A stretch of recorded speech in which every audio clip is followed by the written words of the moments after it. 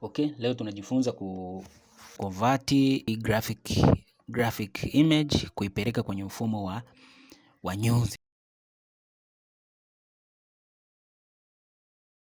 without wasting time. Ngoja tujifunze ya kuconvert hii graphic logo kuipeleka kwenye mfumo wa news. So tunaanzia wapi? Tutaanzia kwenye hili jani la kijani. Kwa hiyo kama ni mara yako ya kwanza, it's better kwenda kutazama zile part 1 na part 2 na part 3 ili uweze kugain more details na wewe uweze kutengeneza vitu kama hivi. Yes, kwa hiyo tunaanza na hili jani. Yes, tunaanza na hili jani. Kama unajua kutumia Photoshop au Illustrator, I think itakuwa very easy kwako. Yes, hakikisha ukiwa unatengeneza vitu vyako kama hivi, hakikisha una zoom, yani unaona unachokuwa unakifanya. Usipo zoom, ndugu yangu, utakuwa unaenda chaka na vitu ambavyo unakuwa unafanya, unakuwa uvioni vizuri. Nilikuwa na possibility ya kuweka mistari kama mistari, lakini hii ni tool nyingine ambayo nilikuwa sijawahi kuielezea kwenye video ambazo zimepita. Hii hapa, instead ya kuongezea mistari juu ya ili jani, kitu ambacho tunaenda kukifanya, tunaenda kubonda jani. Sijui niseme kubonda jani. Yes, utaona kitu ambacho namaanisha. Kwa hiyo tukirudi kwenye 3D mode hapa, unaona kabisa yani kama vile jani limebondeka. Kwa hiyo hapa nilikuwa na uwezo wa kuweka mstari kama mstari, lakini mimi nimeamua kuiweka jani ile hapa kama vile limebondeka ili kusevu mashine kukaa na stack au ni kusave mashine kukaa na simama. Kwa hiyo hapa mimi nabonda jani hapo. Nabonda jani ili iweze kutengeneza effect ya jani, yani hii kitu isikae plain. Nafikiri ndio hivyo, ngoja tuendelee hapo. So, ukiwa kama creative designer, sio lazima ufuate kila kitu kinayofanana. Kwa hiyo you have to be creative. Cha muhimu hata kama ukideliver kazi kwa mteja, unabidi, au kama ni kazi yako, inabidi iwe na maana. Mfano kama hapa hivi unaona kabisa spiti katika hii mistari ya jani, kwa sababu I know result itakuwa na muonekano wa jani. Kwa hiyo hapo tumemaliza upande wa kwanza, ngoja tufanye upande wa pili. Tufanye upande wa pili. Hivyo tunaendelea kubonda jani hapo. Sijui hapo mimi nimetumia term nzuri au ndo nimeenda chaka. Kwa hiyo mimi natumia hii term kama kubonda jani. Kwa hiyo hapa hivi nakuwa na save mashine kukaa na stop. Sasa sijajua kwa wale watumiaji wa Wacom. Yes, Wacom lazima itakuwa na hizi features, itakuwa nazo. Lakini since mimi nilitumia Wacom zamani sana, so unaona sasa hivi jani linaonekana kama jani. Kwa hiyo hilo jani namba 1 tumemaliza. So hapa hivi kuna possibility hapa hivi. Unawezekana ukaamua kuja kuchora na hili jani na ukachora na hili jani. Lakini mimi ili kusave muda, tuna control C, control V. Control C na control V maana yake copy. Control C maana yake copy. Control V maana yake paste. Kwa hiyo unakuja na paste hapa hivi. Jani inawezekana isionekane vizuri, yani isionekane exactly kama hili, lakini mimi kitu ambacho nafanya hapa hivi ni kusave muda. Lakini kama unakuwa na muda, unaweza kufuata hizo process ambazo nimeonyesha kwenye jani la kwanza. Kwa hiyo hapa hii jani tulirotate, tunakuja hapa transform. Hii hapa ya kwanza ndio hii inakuwa na rotation. Kwa hiyo ngoja kwanza tuone hapa hivi rotation itaenda wapi. Okay, shajua hapo rotation itaelekea huku. Kwa hiyo Utafanya hivi, unaendelea una click, linaenda inasogea sogea. Yes, hapa hivi tunakuja kuialign, tunabeba hili jani tunaialign inafanana hivyo. So sio lazima jani iwe exactly kama unavyotaka, lakini kama unataka wewe iwe exactly, unachora jani hili, then unakuja unachora jani hili, unachora kama utakuwa na muda. So since nimemaliza hapa hivi na control C kama copy na control V. Kwa hiyo hapa ukiona kwenye layers hapa hivi inakuwa ime duplicate. Kwa hiyo tunavuta hii hapa jani hapa tunapata pembeni. Kwa hiyo tushapata jani la kwanza, jani la pili, jani la tatu. Kwa hiyo na hii hapa tunakuja kurotate hii. Kwa hiyo tuna rotate. Yes, tuna rotate hili jani. How do we rotate? Tunakuja hapa kwa transform. This time tulikuwa tumeenda anti-clockwise, this time tunaenda clockwise. Kwa hiyo hapa hivi tunaenda negative. Huku una right click ili kushusha hizi namba. Kwa hiyo unaona sasa hivi inaanza kurotate. Kwa hiyo kisha set tu labda -2. Wewe unachoendelea ku click hapa hivi una click apply mpaka utakapopata hiyo engo ambao unakuwa unataka. Kwa hiyo ndio hivyo, ili jani inakuja nalibania hapo. Yes, ili jani nalibania hapo, nalipunguza size. Ndugu zangu, hakikisheni uzumu. Uone unachokifanya. Kuna watu wengine unakuta yani yuko ana rotate jani lake liko hivi. Inakuwa ni very vigumu. Inakuwa vigumu kiukweli kuona unachokuwa unafanya. So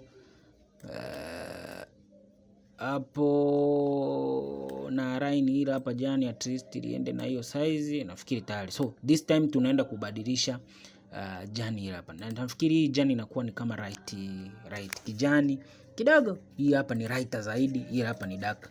Kwa hiyo hii hapa kwa sababu ni dark green, tunachukua hii dark green tunaiweka hapa hivi light green. Sasa hii hapa since hapa kuna green moja hapa hivi, tunaweza tukaja hapa hivi tukaipandisha kidogo ikawa hivi. Kwa hiyo since hii hapa na hii hapa zilikuwa na rangi moja, hii hapa inakuja kuitafutia na yenyewe rangi yake. Naweza nikaja hapa labda hii hapa kwenye hii kijani nikatafuta darkness kama hii hapa, tuseme dark kijani kama hiyo, au ni select hapa hii kijani, hiyo ni kijani. Okay, kijani kama hiyo inakuwa kama hivyo. Kwa hiyo inakuwa hapo hivi, unaicopy hapo hivi unaibandika hapo. Kwa hiyo tukigenerate, una select zote hapa hivi tu generate, tuone haya maua yetu. Yes, lakini kama tulivyoona huku nyuma huko, ili jani kwenye picha tuibonyeze kwenye image. Ili jani la dark kijani liko nyuma ya hii hapa. Kwa hiyo tunachokifanya hapa hivi tunaipandisha hii hapa ili iende nyuma. Kwa hiyo tukicheki hapo unaona this is in front, this is back kama ilivyokuwa pale mwanzo. So sisi hapa hivi tumemaliza kwenye upande wa majani, tunakuja sasa kwenye upande wa hili andishi. Sasa hii andishi itategemeana wewe, kama utakuwa na hii fonti unaweza ukachukua fonti yako ukaandika hapa hivi, ukatype. Yes, ukapata. Lakini kama hautakuwa na fonti, formula ni ile tu. Unakuja hapa hivi unachukua hii tool yako. Unachukua tool yako kama kawise. Yes, unaendelea kutrace. Ndugu yangu, kwa watu ambao wao ni beginner kabisa kwenye upande huu wa graphics, nikisema tracing, ndugu yangu, lazima uhangaike. Tracing ni kama kurudia image yako. Kurudia your image. Yes, kitu kingine ambacho naweza kuongelea hapa hivi kuhusu gradient. Of course ukiangalia hii artwork inakuwa na gradient. Mfano nikikwambia kitu kuhusu gradient, kwa watu ambao wafahamu mambo ya graphics vizuri, gradient ni ni rangi mbili ambazo huwa zina intersect. Kwa mfano unaona hapa hivi kama vile kuna orange, lakini kuna ile dark orange ambayo imeongezeka hapa hivi. Sasa hii hapa imekatwa, hii ni kama separate color, lakini kuna hii hapa kuna hii orange na kuna orange hii hapa ambayo inakuja inafifia hapa hivi. Hiyo ndo gradient. Kwa hiyo kwenye upande wa embroidery, gradient itawekwa pale ambapo artwork ni kubwa. Labda tuseme artwork ni kubwa, utaweka pale ambapo artwork ni kubwa. Lakini kama artwork ni ndogo ndogo kama zile za pocket size, itadependi sehemu ya kuweka. Kwenye maandishi huwa sana sana gradient zinasumbua. Lakini kama artwork ni kubwa, labda ni ya kuweka kwenye mgongo, ni ya like backside, ni ya kuweka kwenye size ya mgongoni, au kuweka kwenye size ya labda begi, vitu kama hivyo. Hapo ndo unaweza kuweka gradient, na kwenye mashine kushona inakuwa inaonekana vizuri. So tuendelee hapa hivi kwenye upande wa kujifunza. Hapa hivi unaendelea kutrace tu mdogo mdogo. Ukiwa na haraka, ukiwa na popa na haraka, unajua graphic design bana haihitaji haraka. You have to concentrate, you have to unaendelea kuangalia details mdogo mdogo details. Lakini kama unakuwa na haraka ili nimalize haraka sijui na nini, ndio utatoa kitu ambacho ni kibovu, utatoa ambacho yani kitu hakiko in order. Kwa hiyo kitakuwa in randomness, yani hakitatoka vizuri. Lakini ukiwa na ule utulivu, ukao unatengeneza kitu chako kwa utulivu, yes, unatoa kitu ambacho kimenyooka, very straight like a ruler. So kwenye upande huu hapa hivi mimi nakushauri uwe na utulivu. Okay, imegenerate this time, imegenerate kijani hapa. So issue yetu hapa hivi ambayo tutafanya ni kuselect rangi kutoka kwenye pick. Hapa hivi unaona hapa una right click, unasema color pick color from the image. Pick color from image. Kwa hiyo una click hapa hivi na click. Yes, unaona sasa hivi imekuja like yellow. Kwa hiyo ni wewe tu hapa hivi, au unaweza ukaja hapa hivi ukasema bana mimi hiyo sijaipenda, uka click hapa hivi ukapata hiyo rangi ambayo wewe unaitaka. Since hapa hivi tuseme hii ni size, hii hapa inakuwa na gradient rangi mbili. Tutakuja kujifunza gradient peke yake. Maana ukisema hivi nikuweke gradient hapa nitakuconfuse. Kwa hiyo nitakuja kutengeneza video nyingine ambayo nakuwa naelezea gradient. So for this time we have to focus with this what, with this, we have to focus with this Kiingereza kigumbana to focus na hizi few details ambazo we have to focus with these details ambazo ni za muhimu, yani utakuwa unazitumia mara kwa mara. Kwa hiyo hizi hapa ni normal details. Kwa hiyo okay, kwa upande wa hii hapa kuna formula mbili. Kuna kuzunguka kutrace object yote, then tukija hapa sasa tunabidi tutengeneze tundu hapa, tutoboe hapa. Tunatoboaje ndugu yangu? Unachukua tu unaenda na formula ile ni azifu, unachora huu weupe ambao uko ndani, unauchora. Be patient my friend, ili unielewe. Unachora hapo, chora kati, chora katikati ni kama vile una trace tu object nyingine. Chora katikati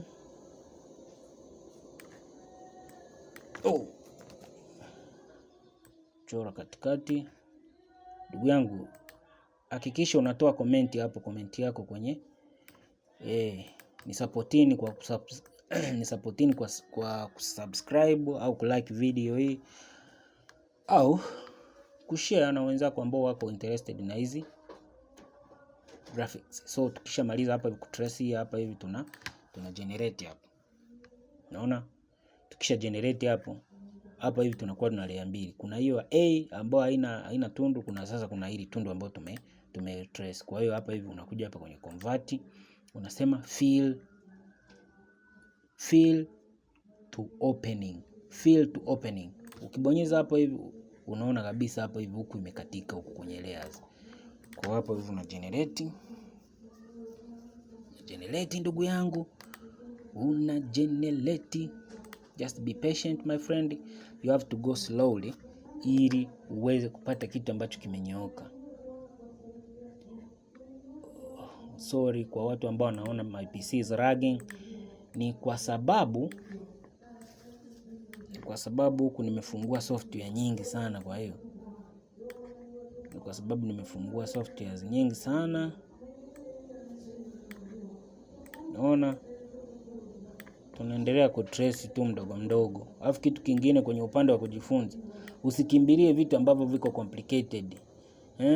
Ukaanza kuwaza kwamba hii gradient inakuaje sasa, usiwaze hayo mambo. Kwanza wewe tuliza akili, jifunze vitu simple. So unajua unaenda unaongezea ujuzi mdogo mdogo. Like the first time ulikuwa hujui namna kutrace, you know how to trace now. This time unajua kutoboa hizo kutoboa hizo hayo matundu ambayo yanakutana katikati, kama hiyo ambayo nimekutoka kuonyesha kwenye A. Unaenda unaongeza skill mdogo mdogo. So kwamba kila kitu lazima ukijue siku moja au na ukijua kila kitu kwa siku moja, ndugu yangu, unaweza ukajikuta yani kila kitu ambacho ulikuwa unakifahamu kinaenda kinaporomoka. So you have to be patient, you have to be jifunze tu mdogo mdogo. Nakupa tu like ukijifunza inconsistency kila wiki, labda kila siku unajifunza kitu kidogo kidogo, yes, at the end of the day you will find yourself unajua vitu vingi. Kwa hiyo be patient my friend. Okay, tuendelee kutrace hapo hivi. Nafikiri tuko pamoja hapo. Tuko pamoja. Be patient my friend. Funze mdogo mdogo. Funze mdogo mdogo. So, okay, hii hapa kwa upande wa beginners, angalia mfano kama hii hapa hivyo, ingia hapa. Nitakuja kufundisha namna ya kucarve professionally, kucarve kitu kama hichi. Kucarve kitu kama hichi kwa sababu hii ni kupita kwenye hii logo. Unaona? Unaendelea kutrace around hii G. Usiwaze mambo mengine, just move around this G. This is yani hii formula nakupa wewe hapo wewe kama kusimplify ya maisha. Sasa nitakuja kukuonyesha kitu ambacho unabidi uende professionally. Nikisema professional unanielewa? Yes, professional. Yani hii hapa nakupa tu mwanga hapa hivi ili unielewe. Ili uelewe kitu ambacho kinatendeka hapa. Aka kambinuko haka sijakaelewa haka. Kwa hiyo zoom in like that. Bang, kitu. Unaona? Sasa hapa hivi tuna matundu mawili. Kuna tundu hili la kwenye G. Hapo kuna na tundu la hapa chini. Kwa hiyo formula ni ile. Hata usihangaike, formula ni ile. Lakini kwa mfano kama ungekuwa na fonti ya hii. Mtanisamee ndugu yangu, hapa nilipo maombi kwa wingi, kanisa kibao. Kwa hiyo tuendelee kujifunza tu hivyo. Kama utakuwa unasikia sauti yangu, yes, ukisikia inapigwa haleluya, na wewe unaweza kusema amina. Kwa hiyo usiwaze, lakini tuendelee kujifunza hapo. Formula ni ile. To make holes in this G. Hiyo kitu imekatika hapa. Kwa hiyo tunaenda mdogo mdogo. Usiwe na haraka, don't rush. Just be patient my friend. Nakupa wiki 2 tu. Practice kila siku. Sana kwa watu ambao wanabidi kupractice zaidi ni wale watu ambao yani either graphics hawajui kutumia Photoshop au Illustrator au hawajui kutumia any graphic software. Yani wewe hapo unahitaji upractice kila siku. Kwa hiyo hizi concept nyingi hapa hivi zinakuwa ni mpya kwako. Kwa hiyo tunaendelea kujifunza hapo. Tunaendelea kujifunza. Kwa hiyo tunakuja kwenye object yetu ya mwisho ambayo ni O. Object yetu ya mwisho ambayo ni O. Kuja unaitrace hivi. Unaitrace hapa, mimi naenda mdogo mdogo hapa. Lakini kama wewe utakuwa na swali au una dukuduku au una kitu chochote kinakusumbua akilini mwako, hakikisha unauliza. Maana wewe usipouliza, unaweza ukaulizaje? Unaweza kuuliza kupitia komenti. Unaweza kuchukua hata namba yangu. Ukaja ukaniuliza either kwa upande wa WhatsApp. Kwa hiyo inawezekana kama umetuma komenti hapo labda kwenye upande wa kwenye social media yoyote ambayo unakuwa unatumia, wenda ni Instagram au TikTok au na nini. It's better either kuchukua namba, yani ukanicontact direct hapo hivi, naweza nikakupa more details. Lakini ukituma comment huko, kuna muda mwingine labda niko busy sijaiona labda kureply. Kwa hiyo it's better ukachukua namba yangu, kwa sababu mimi inawezekana nisikujibu kwenye comment. Lakini kwenye upande wa direct pale ukanitafuta WhatsApp, ukashangaa nakupa full details na vitu ambavyo wewe unaona vinakusumbua. Yes.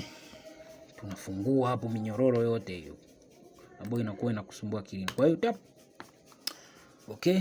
Nafikiri hapa hivi kwenye upande huu hapa hivi tumemaliza kutrace.